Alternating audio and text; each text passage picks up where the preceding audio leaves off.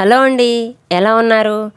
నేను పిల్లల కోసం బాదం పాలు చేశాను. ఈ సమ్మర్లో పిల్లలు స్కూల్ నుంచి రాగానే అయినా ఈవినింగ్ అయినా ఇలా బాదం పాలు చేసి పెడితే చాలా మంచిదే.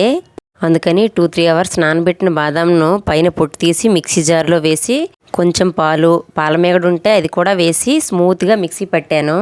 ఇప్పుడు ఒక గ్లాసుడు పాలు స్టవ్ పై పెట్టి అందులో మనం ముందుగా మిక్సీ పట్టిన బాదం పేస్ట్ వేసి కొంచెం ఇలాచీ పౌడర్, 1 స్పూన్ షుగర్ వేసి 5 నిమిషాలు మరిగించి స్టవ్ ఆఫ్ చేసి చల్లారాక ఫ్రిడ్జ్లో పెట్టి చల్లగా పిల్లలకి ఇస్తే స్కూల్ నుంచి రాగానే కొంచెం రిలీఫ్గా ఉంటుంది వాళ్ళకి.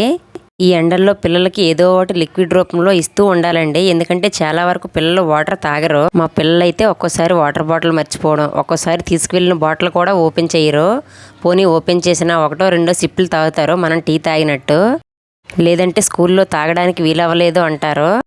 అందుకని మనమే కొంచెం లిక్విడ్స్ ఇస్తూ ఉంటే వాళ్ళకి ఎనర్జీగా కూడా ఉంటుంది. వీడియోకి లైక్ చేయండి.